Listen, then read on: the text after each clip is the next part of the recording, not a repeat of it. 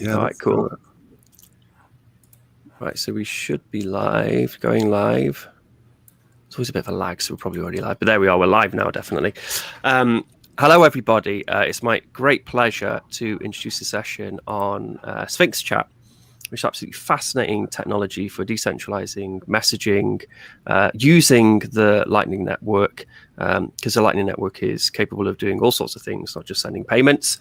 I watched Paul's session at the Hacksprint yesterday, and it was super interesting, and I was very keen on getting him on, so we could do a live stream and put it on YouTube and share the information that way.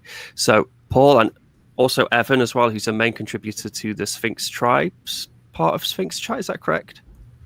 All the parts. All the parts. Okay, there we are. So yeah, it's also a pleasure to have you on, man. It's great to have you both here.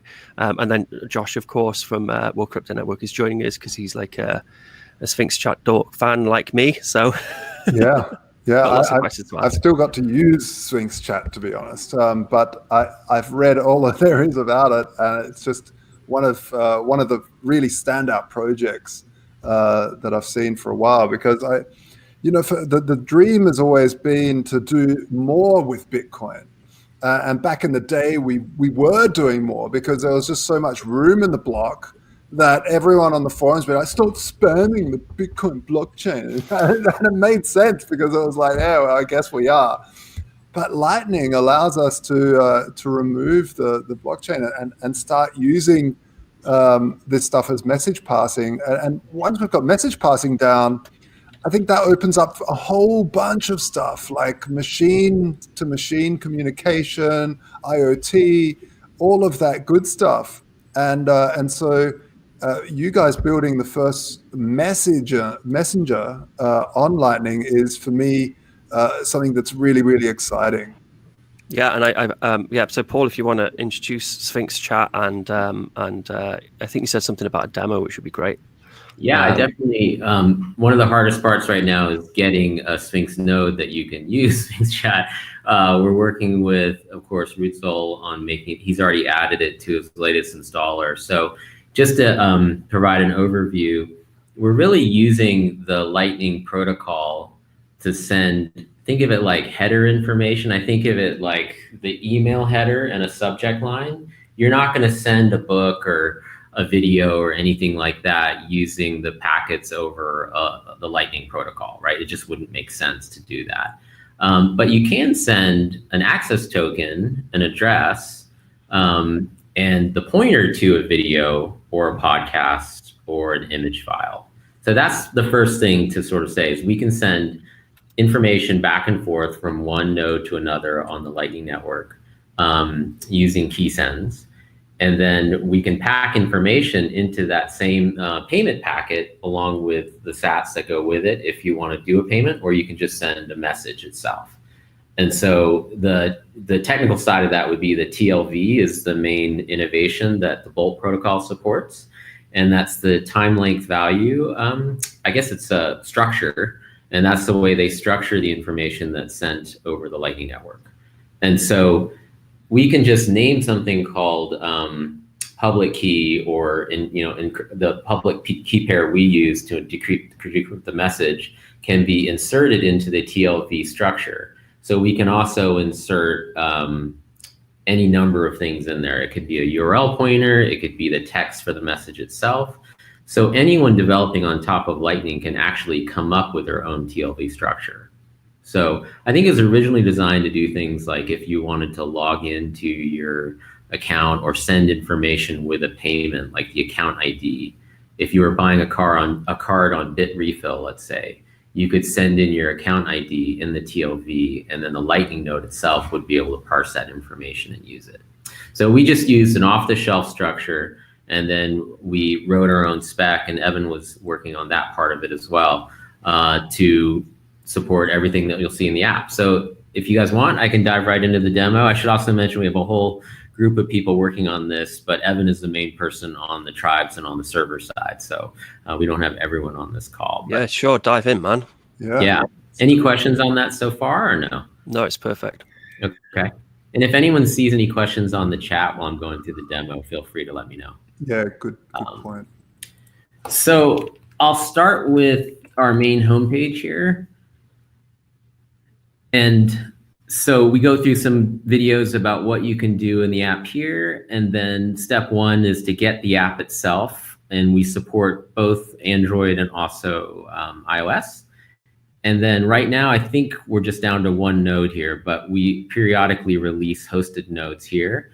And you can pay either with a credit card or with a Lightning invoice anonymously. Or you can dive in if you have your own node and go here and learn how to install it on your own node at home. And then highly recommend this to anyone using Sphinx now is you can synchronize your messages between desktop and mobile. And we support all 3 major desktop platforms. And we try to keep these as feature complete on each platform as possible. So it's really cool. You get a push notification, the message, it works almost exactly like iMessage or any of the standard messenger apps out there. So going into the app itself is, you can see it's set up like a standard contact list on the side. You see your balance up top. And then you can actually go into any of these either individual chats or also tribes themselves. And so I can pop into Guy Swan's podcast here. He got this so early on. He's been a huge supporter of Sphinx since the beginning. And he's actually thinking about coming out with an ad-free version that'll be dedicated within for tribe members only here. I love that the podcasters can play directly in the app there. Yeah, actually, we can scroll forward here. I think we can take to the latest episode. The devalue save hundreds of billions of dollars, and that's exactly what they've done. And they continue. There's a voice we all recognize. I don't know if you could hear that over Jitsi or not. Yeah. But then what I can do is I can say, I love this part of it, and I can hit this quote button. And then I can write a comment related to this quote right away there. And then I can actually go ahead and hit send. And then people can discuss that particular point in the podcast. That's great. One thing that's missing in podcasting is comments. If you think about video, if you think about any other medium out there, it's has community and discussion along with it. Like the YouTube thing we're on now, you can comment on it. But audio is one of the only mediums that doesn't have that. And so as you're listening to the podcast, you can also hit boost, which will let the podcaster know that this particular point in time in the podcast is one you particularly liked. And so as you're listening to the podcast, you'll see all the boosts and all the comments that people have made. So if I replay this podcast later on, this comment that I made will play on this screen, turning the podcast more into almost like a movie than just an audio play. Very cool. And then you'll see this slider here, and this is something we worked on with Adam from Podcasting 2.0, his whole value for value slider. I can sit here and say, hey, look, times are tough. I'm 0, right? I'm listening to this thing for free, just like everyone else. I'm here for moral support. Or you can say, hey, this is so meaningful for me. I want Guy to continue to do this. The way I can signal to him is to stream at this level. For every minute that this podcast is played, 100 sats goes directly to Guy's node. So cool. Yeah. And so Guy will sit there, and if he's watching his transaction list, he'll see 100 sats come in from every single person playing. And Adam was tripping out over, he knows it's not a lot of money, but 1% goes to the Podcasting Index, which is the nonprofit org that's trying to make all this possible, right? They're the ones defining all these standards that lets this happen. And the main thing is what Podcasting 2.0 is doing is it's keeping the podcast index, the search that your podcast app uses, from falling under corporate capture, where Apple and Spotify are the only companies that have the full list of podcasts.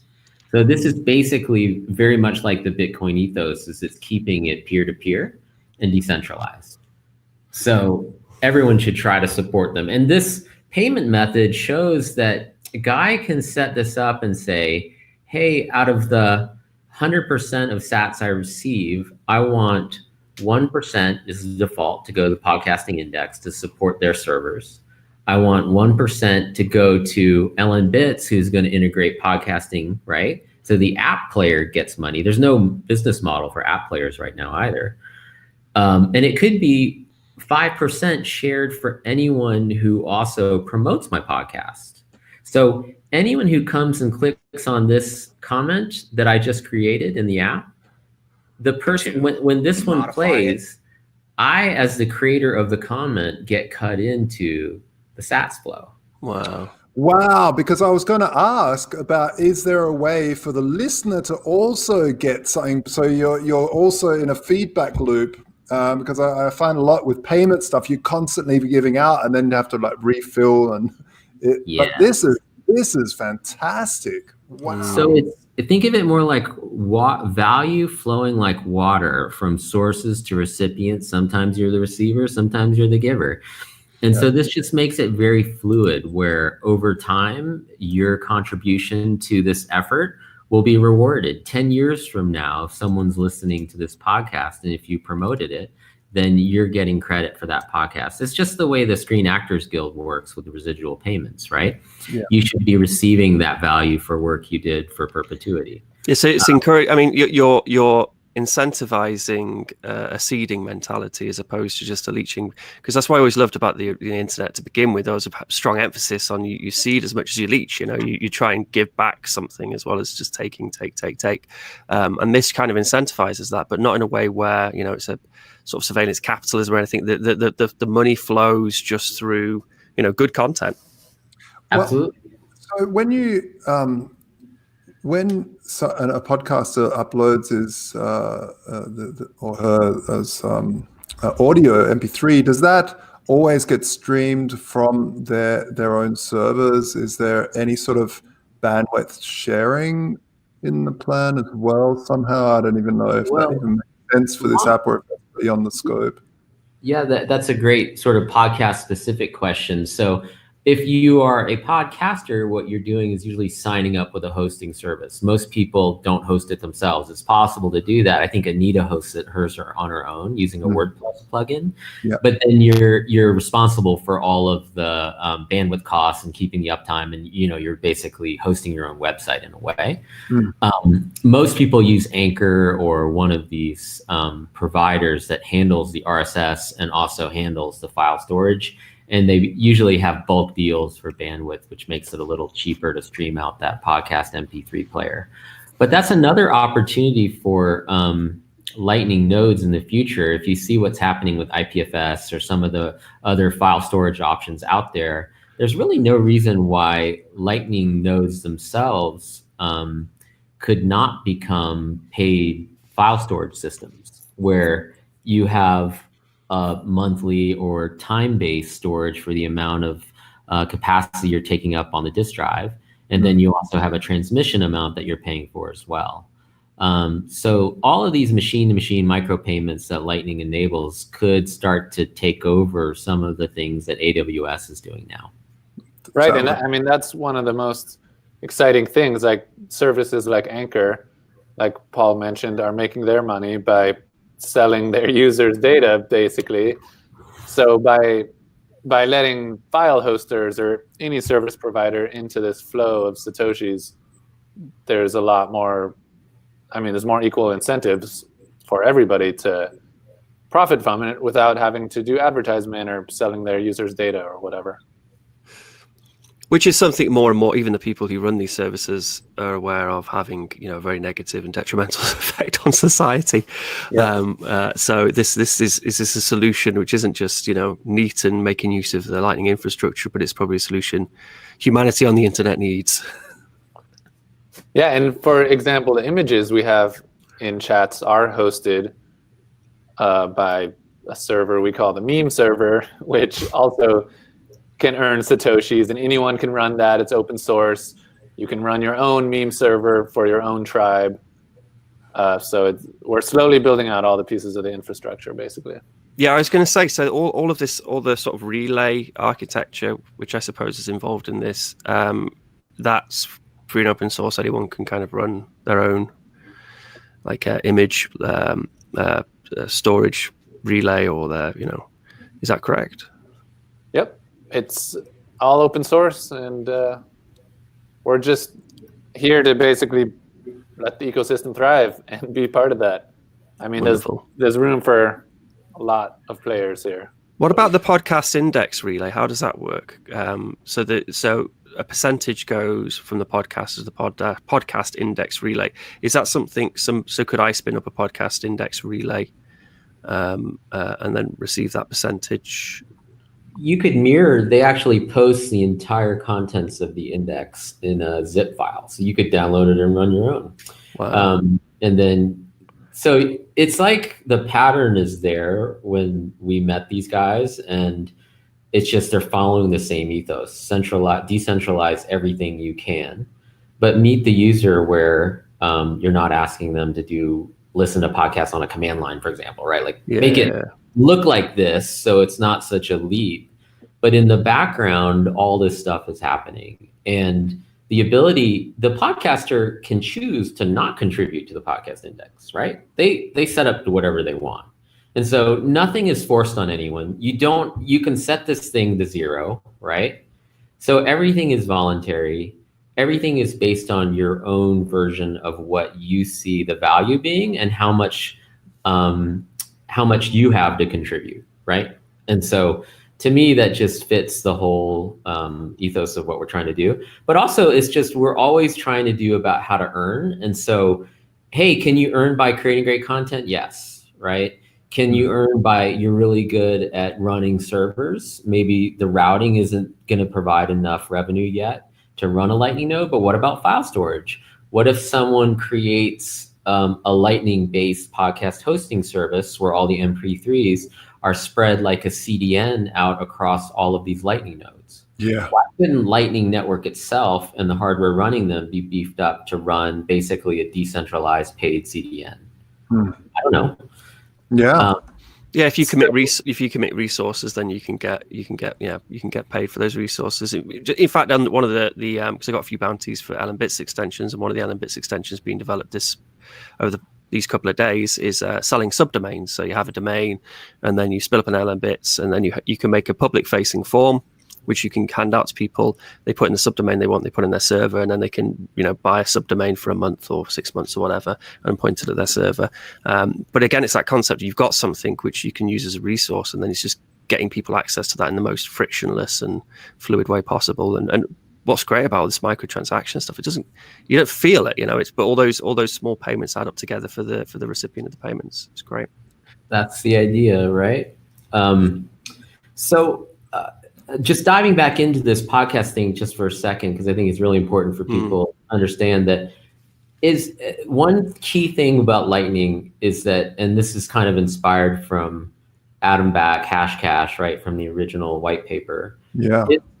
His concept for proof of work was to prevent email spam, right? Like the original problem was it's all free and open to everyone, which is great, but it also opened it up to abuse. So any tribe owner here, say Marty and Matt running Tales from the Crypt, they can set this amount to stake. And all you're doing is that what we have with Telegram and with Reddit and with all forums on the internet that I know of, you have a problem where as it scales, you hit a threshold where bots and spam and everything show up, right? And it's just, I've never seen a Telegram group that doesn't have this problem, right? And so what we've done here is combined what kind of full circle, what Adam did with Hashcash in the beginning, is using Lightning to stake. Every time I post here, I am sending 100 sats in the background, the wallet is, to Marty's node as a host of the crypt. And then he sets a number of hours where that 100 sats is escrowed. Basically, he's saying, look, I'm only checking this thing once a day, so I'll make it 12 hours or 24 hours. So my 100 sats are held by his node. Now, if he deletes my message as being spam, then I never see those 100 sats back. But if he leaves it alone, then automatically I get the 100 sats back. So if someone were to try to spam these groups, the admin can make it so that it's expensive to do so. Yeah. And so really the secret here, and I don't know how many people get this or not, but what I think Lightning does, and what we've tried to show here in these tribes, is you for the first time that I know of, can create scalable groups on the internet. That's fantastic. I really like the idea that you get the money back if it's a true, real comment. I just love that. It's really cool. I mean, It's seamless too, right? I mean, yeah, that's the key. You're not doing it. Sorry. Go ahead. One of the things I really love on like things like Slack, for instance, is threaded conversations, which I find really is lacking on something like Telegram, especially at scale, because it's just a waterfall of messages. There's no possible way you could have a conversation in some of these things. So I think that would be something, I don't know, just to throw out there. But I really love it. We have the capability of doing that. We just need to add that in. We have replies right now. Let's say I really like what Sean commented about here. Yeah. One thing I can do is I can reply, which is that can be extended into threading. Yeah. But also here, I can actually boost his comment, right? So if I boost his comment, you'll see it show up here where someone else has boosted it for 100. Now you see I've added 1,000. Yeah. Now Sean, for contributing this post, is actually receiving value for calling out a great spot in the podcast. And as well as that, that's like likes on Reddit. So when you're scanning through that page, you're like, oh, that comment's got 10,000 sats boosted to it. It must be a half decent thing to read. I'll read it. Yeah. That's exactly right. On the actual player itself, so something like SoundCloud, you have them little flag things which you can kind of click to. Does it have those? So when people boost at certain points or add comments at certain points, you'll have it appear in the image as kind of a video thing, like you said, video format. But would it eventually be possible to have those tiny little sort of stakes or flags actually on the timeline there? So you can click and it will like hop to those different points in the podcast. Yeah, I can show you that in Figma, but we have the design for replacing the scrubber bar with the SoundCloud waveform bar. Lovely. And then you can color the little bars on the waveform with the amount of comments and likes for that period. And then you can jump to the scrubber and it'll play that content up top for you as well. So you can see it right away. Now, one thing that I would love to see as well is hooking up to things like Blue Wallet and all these other wallets because I know that the ethos is run your own node and stuff, but a lot of people mainstream, I'm thinking they'll download an Android wallet and they want to start using Sphinx. And it might be, is there a way to do that, like log in with Zap or log in with like a neutrino Sphinx? Yeah, you can do neutrino. We actually use neutrino on the back end.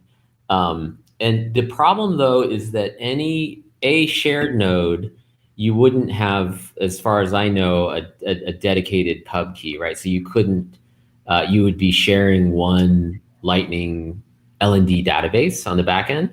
And so we want the ability for the whole idea is be your own bank and be literally your own. Will be social media, right? But instead of you being hosted on someone else's algorithm, you're actually running your own, right? And so think about the web, where if you picture the data that you've left on Facebook, maybe, or Instagram or Google or all those different central services, and you've kind of sharded your existence across those services. Well, in the future, you could run your own node where who you interact with and what content you view and what content you produced is all centralized on your own node. So be your own bank, be your own personal data store. That's interesting. Yeah. And so we really just redrawing the lines of the internet, and that all of those services were accidentally created, I believe, because we didn't have the 402 payment installed. We didn't have an internet digital currency. And so the only model to pay, and that's not like some evil scheme happened. It's just, well, who's going to pay for this? Well, advertisers are waiting, right? They're willing to pay for attention. And then, okay, well, here's the money, right? I mean, and then once you have the money, everyone focuses on the money, right? It's like they say 6-year-olds playing soccer, like there's just a bunch of kids running around the ball. Well, in this case, the ball is that ad money and everyone's just running around the ball. And so what we need to do now that we have a real currency that can be done with micropayments is to show people, wow, you can make it so that a podcast here is not dependent on the Apple podcast player, right? And we don't need Visa to support people. I don't need Apple's approval for my podcast to be listed. And if you look at YouTubers and everyone's looking over their shoulder wondering if they're going to be demonetized for some mysterious reason, right? Yeah, one thing that that was a question I had. I saw that it is on the Apple Store, and I know that the Epic Games or whatever it is had to they pulled Fortnite because they wanted to do in-house payments without sharing it with Apple, and caused a massive fallout. So I'd be interested to see, what happens there with Apple and this sort of digital currency sharing, because at the end of the day, we're cutting out Apple. They might demand that they get a cut of every sat too somehow. Yeah, and they have a very clear pattern. In my last company, we did an app that's had over 1 million downloads, and so we've gotten to know the App Store really well on this front, right? Yeah. And you add in Lightning and Bitcoin, it's a whole other level.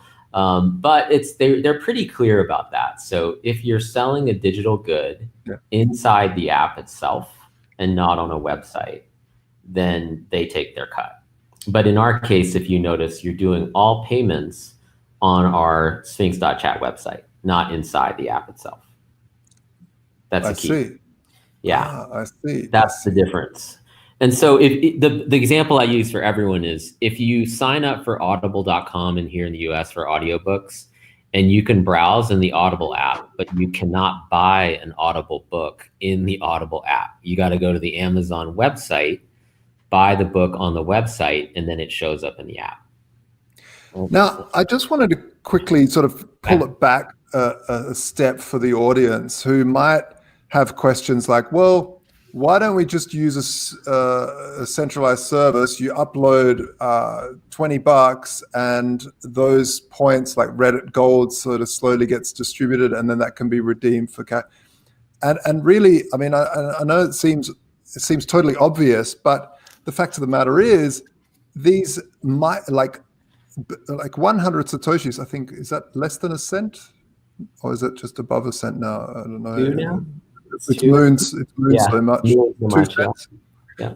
2 cents. So, but if you sent 1 Satoshi, that's below a cent. And so, and it's totally decentralized. You're not dealing with someone to hold your funds and then promise to give it back. You're not dealing with any of that data leakage that you talked about, Paul. And this is just such a massive step in the right direction that I just can't get enough of it. I think it's really, really, I take my hat off to you guys for really deep diving into this space. Yeah, and you've done it in such a, like you say, it's such an accessible way. It's not all command line and like quite often in free and open source. I think the when it comes to the UI, UX, the people, developers they kind of resent having to build something which actual human beings can interact with. But this looks lovely. Like it looks better than a lot of platforms, chat platforms, which I use. It's really, really nicely put together. I suppose, Evan, you've had a big part in that. Yeah, actually, we have a designer, Milan, who's been working with me for 5 years now on other projects, and he's done the front end on this. And we want it to be, we use it every day for ourselves, and so we want it to look nice and be as smooth as possible, but we have a whole bunch of improvements we need to make on that front, obviously. So yeah, it's always great when you build stuff for yourself which you can use. It's always quite satisfying, isn't it, to then and use your own software, and it's useful. I was going to show one quick thing just to, I know we're getting long on time here, but when we do this, when I said we use it ourselves, we have this little message group here. This is an example of an integration between Sphinx and other services. So just like people use Slack, which I really don't like, for development, you can connect your own develop tribe. So if you're a team out there and you're doing open source and you want to try using Sphinx the way we do, you can actually hook up GitHub, you can hook up Circle CI, you can hook up anything that has an API integration to actually post things to Sphinx. And so it works in a very similar way. We have the ability here, I won't start it right now, but when we want to chat, you're in a channel, you can actually just hop on a Jitsi call right here. Yeah. Oh nice. my God, that's just. Yeah, I was saying to Paul before that in the summer I tried to put together like a modded Jitsi, which you could make microtransactions in, so it's connected to Bits, and you could just stream money as you were like getting some expert advice on something or other. And yeah, I was in your session when you mentioned modding Jitsi and doing payments through using Sphinx Chat. I thought it was absolutely fantastic. It's exactly what I want to see, particularly in the these times where everyone's stuck indoors and occasionally we need access to an expert just for a few moments, and we be able to just pay someone who knows what they're talking about for a small period of time is very useful indeed. And I mean, you can see a message here from my brother-in-law, John. He's on Sphinx, but he called me in the beginning of Corona. He's in New York, and his dishwasher went bad, and I used to work on appliances. So I'm walking around on Sphinx telling him how to fix his dishwasher. And I've always wanted to do that, where, especially in the US where we have an aging population, let's say I'm a plumber, I have so much knowledge in my head, but my knees are sore, right? And I can't drive to someone's house anymore. Oh yeah. Wouldn't it be great on Lightning if you had a tribe where you could post questions and then hop on a call and then tip or pay per minute? And then that person whose utility in society is diminished by physical problems, but their mind is great, and then the homeowner's acting like the eyeballs and arms. It doesn't take much to turn a screwdriver. It's knowing which screw to turn, right? Yeah. So I feel like that wealth of information, that untapped resource of all those elderly people who know exactly how you should screw a screw in, and who can give you all that ancient wisdom which they've accumulated. And it's an absolute travesty that their physical form is kind of not letting them communicate that. And this is the way, definitely. Right. And I'll say it now, if anyone knows anyone who's a violin and guitar teacher, I'm looking to get those going online now. I mean, so just stuff like that. I would much rather do a Jitsi call and do a lesson than drive 20 minutes and then park. Also, like if someone like Christian Rutzel with the Raspberry Blitz, if he sat there on his computer developing for a large portion of the day, during that portion of the day he can say, yes, I'm online, and then anyone who wants to just hit him with a question at any point, it'll ring, he can answer it if he wants to, and if he answers it, then he just gets streamed payment for answering that question for however long it takes, and he sets the amount. Stuff like that. It's again, it's that 402 dream. It's or like someone that's famous that wants to donate to a cause and allow their fans to talk to them and automatically route to a good cause. There's just so much ability for this technology to spread out. One thing I wanted to ask is, where are these messages hosted then once like someone writes something, and where's that data then? Where is that? Is that on my host? What happens if my host goes offline? Is it shared amongst everything, or is it centralized somewhere on the Sphinx servers? How does that work? Yeah, so everything, when you sign up with the app, everything is encrypted using a key generated on your phone. So it's end-to-end in the sense that the private key used to encrypt and decrypt never leaves your device. Nice. So that's key. The data, the messages are stored locally on your phone, so you can access it like a cache. Yeah. And then on your node, and because Sphinx, every user has a dedicated node, right? Mm-hmm. So it's stored encrypted on a table next to your LND table. So it's not using the tables that your LND node is using. It's in a separate table space. So it's running its own SQLite 3 database. And so all that's stored encrypted up there. Nicknames are currently unencrypted. So the parts that would leak information are your pub key is your pub key, right? So we're not masking pub keys. So if you tell someone, hey, this is my pub key, you're giving out your public address, right? So there's not much anyone could do with that, but they could track you across services. So I'd be really interested to generate kind of child Lightning pub keys would be interesting. Yeah, that'd be cool. Kind of one-offs, right? And so, and you could revoke them then if you want to sort of delete that part of your, personality. Exactly. I think that's like the LN URL concept maybe, but I'm not as familiar with that, so I don't want to guess on that front. But LN URL auth, I think. So that would be very cool. And then the other thing is we use push notifications, which is the main hang up with Graphene right now. We use just the standard push notifications that Apple provides to get to your phone and alert you that it's there. Someone said that there are other apps that are routing around that, but we haven't dove into how to decentralize the push notifications yet. But there's no content in the push. But someone, Apple could be able to tell that, and our account is handling the push notifications. So you would leak that information through push.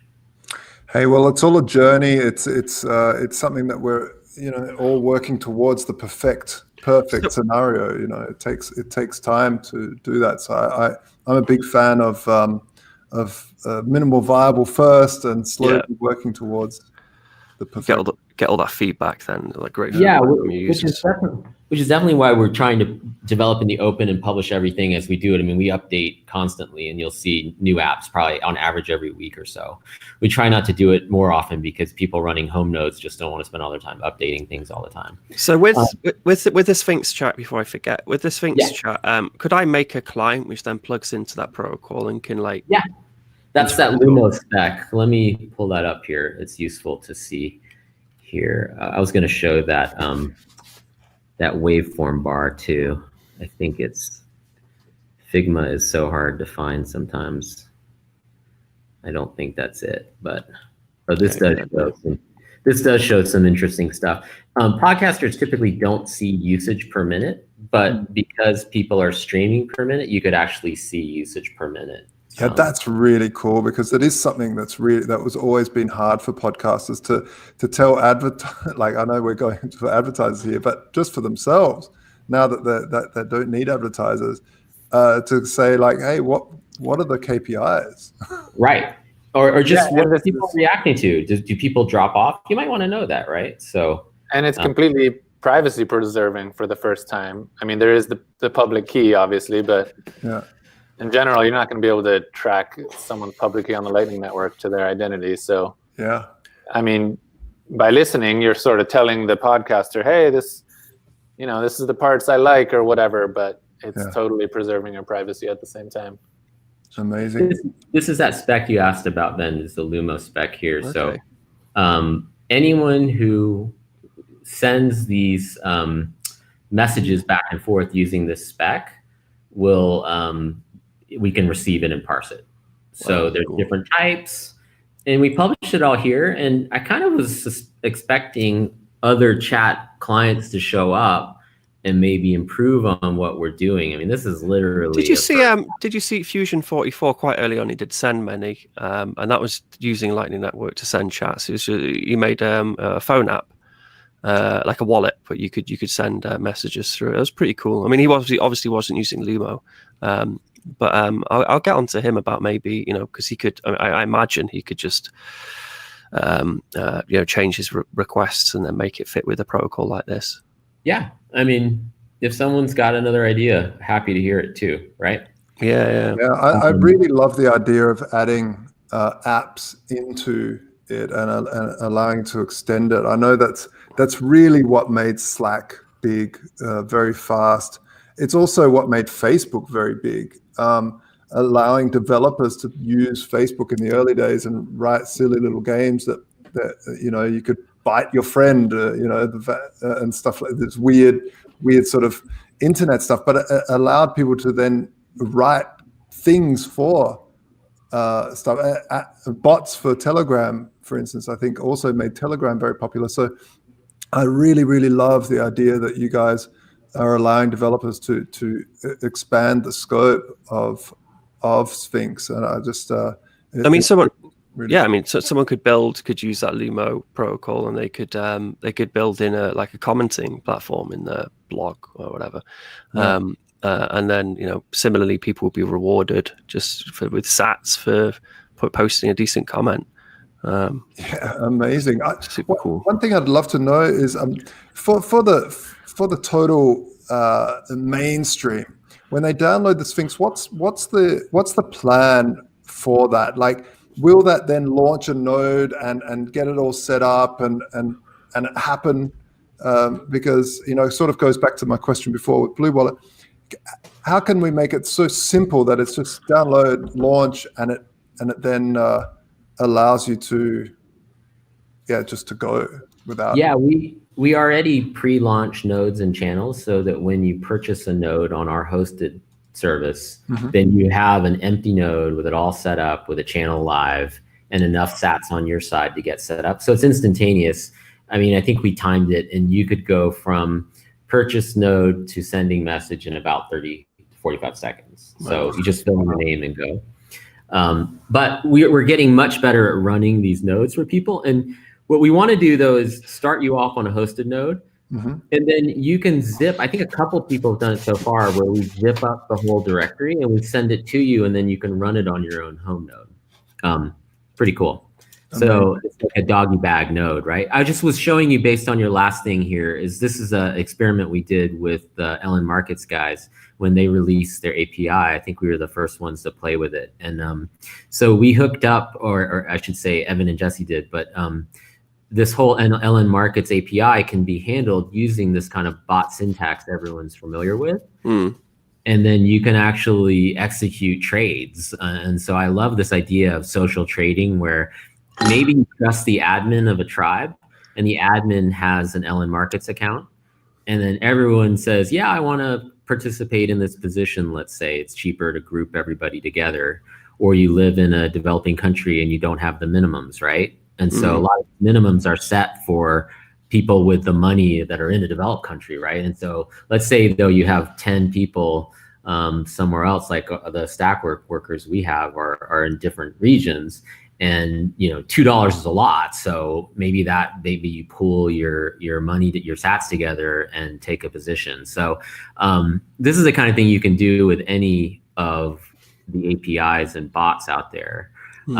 We also support something very similar to OAuth, where we have a JavaScript library that we use on Stackwork currently, where the page, if you load the website within Sphinx, Sphinx can authorize for you into that website without a password. So passwordless logins to websites.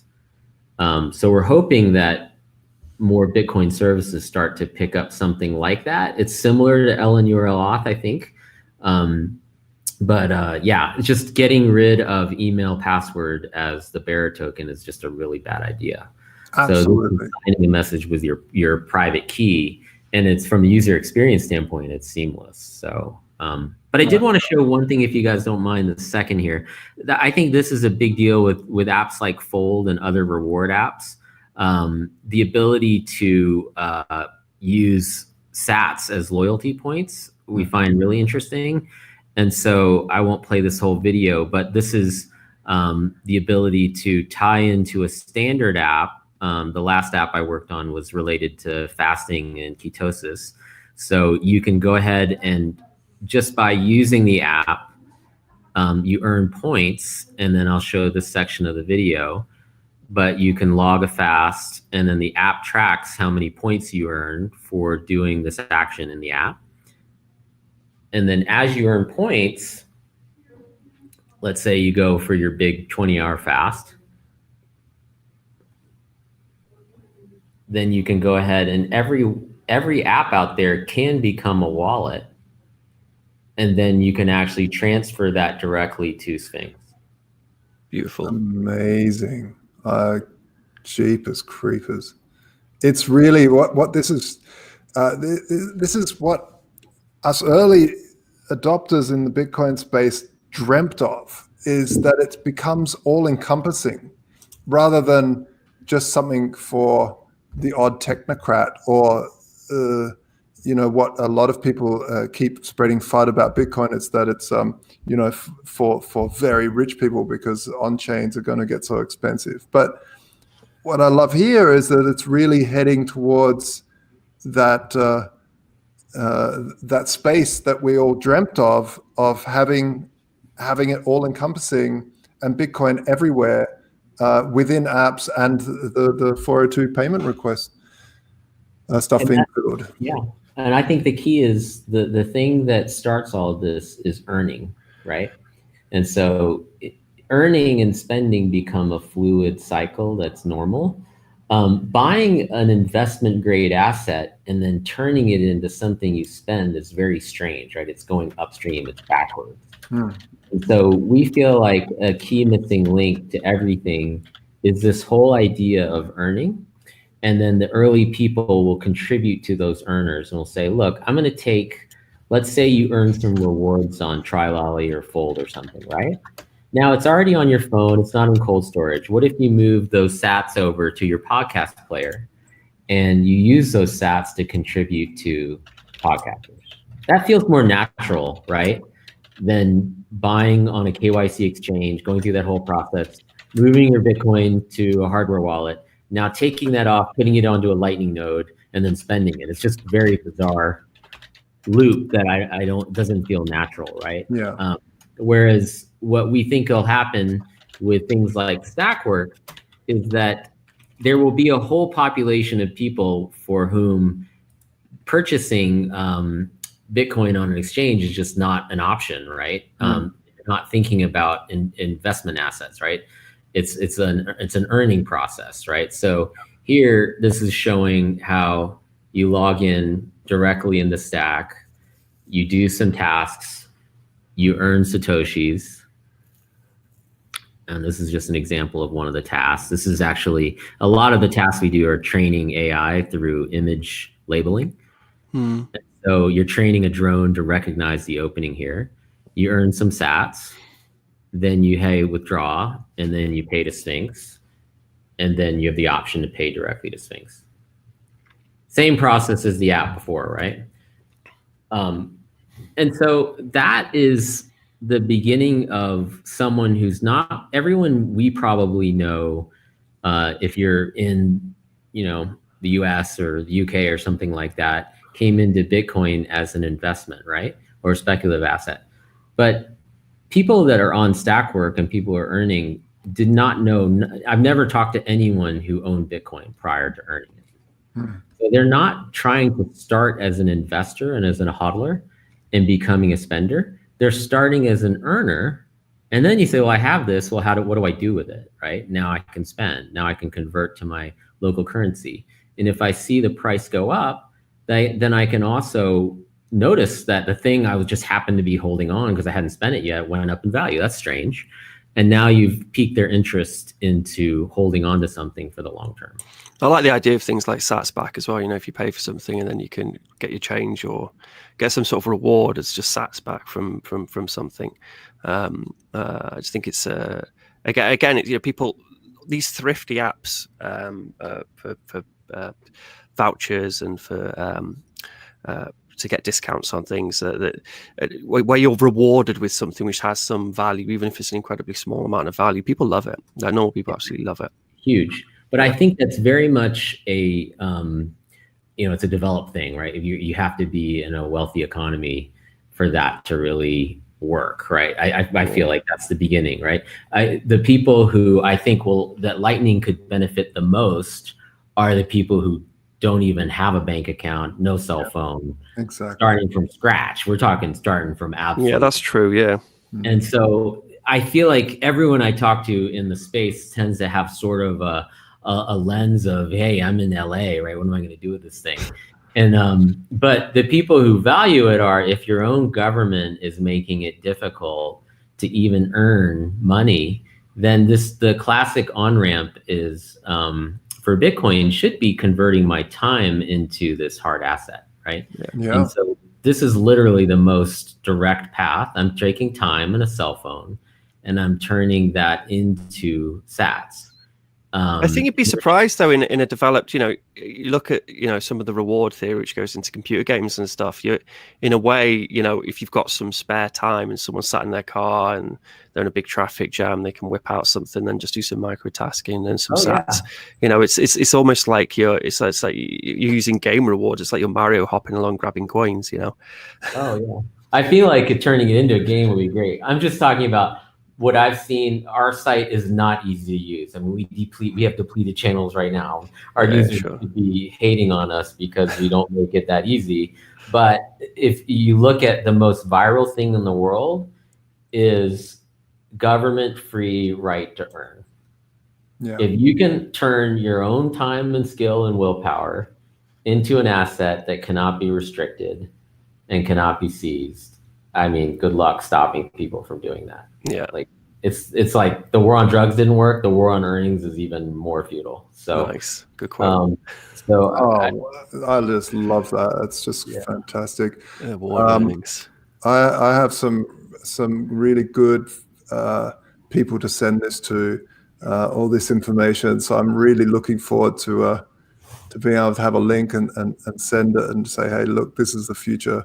I think it'll really. It's great to think that the internet evolved in the framework of advertising and what the way in which people were able to earn value from their time and effort into the internet, and it evolved in a certain structure. And now by creating a new 402 centric payment system, it will evolve into a flatter, completely different internet to what we're used to. And it won't have all these. I mean, I'm sure there will be some issues, but I mean, it won't have all these catastrophic trade-offs which we're currently experiencing. Which are very divisive and drive huge wedges between people. So it's extremely important work. Must be very satisfying to work on all this stuff. It's really fun.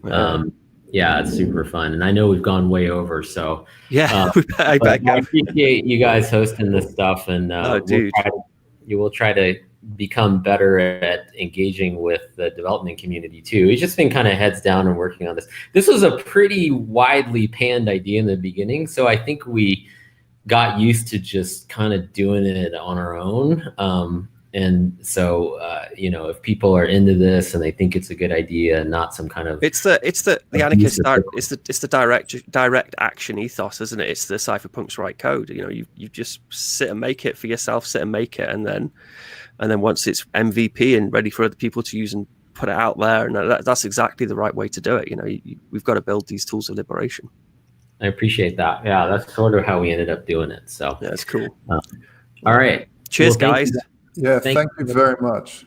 Thanks, Josh. See you guys. Thanks a lot for having us. Bye. Cheers. Bye. Pleasure. Bye. And for everyone out there, just before I end the stream, if you want to know more about this, then obviously download the Sphinx Chat app, and then go look at their repo. Check them out on Twitter. They got Sphinx Chat Twitter, and then also just to help get this information out. Like the video, subscribe the video, share it any which way you can. It's just let the imagination run wild and think about how you can use all these incredible tools. Yeah, fantastic. Yeah. Also, please like and subscribe to this channel, like this video, because it helps the algorithm really bring this content up to people that might not know. Isn't it? How cool it is. Isn't it pathetic how we're like, please use these archaic, like centralized shitty tools to get this information out so we could build a bloody better version of it. Oh my God. It's just so like, I cringe. Anything. What I love most of all about these sort of chat things is that it's time-based. You're not waiting for some algorithm to feed you something that it thinks you might like. I try as much as in life to turn off anything like that and just have time-based. Hey, that's why I don't like Twitter. Twitter just sort of feeds me stuff that it thinks I like, and it's just not good. No. But yeah, please like it. You can also follow me, Jay Shigala at Voltoro on Twitter. I know that's also sent. I can't wait for someone to make a Twitter clone with this sort of technology. Well, I mean, I've been playing around with the Nostar thing, and I've got this Twitter clone thing which I've been building. But man, there's nothing to stop that because it's just client thing. I was just thinking when you were saying about the Lumo protocol, just plug it into the Lumo protocol. Yeah. Nothing to stop that from happening. I'm going to have to go because next up on World Crypto Network, we've got the incredible Money Socket project, and we'll be talking about that. So Sphinx Chat ran over, so I can't wait to get these Money Socket guys on. So I'm going to restart a new stream. And I haven't actually pressed end stream yet. And so I'm going to restart a new stream, and then very shortly we'll be back on with a new video, and that'll be with the Money Socket guys. Josh, you're going to join us for that one? I might do. I've got to check with the wife and the kids. All right, brilliant. All right, cheers everybody, and we'll see you in a mo. So there's like a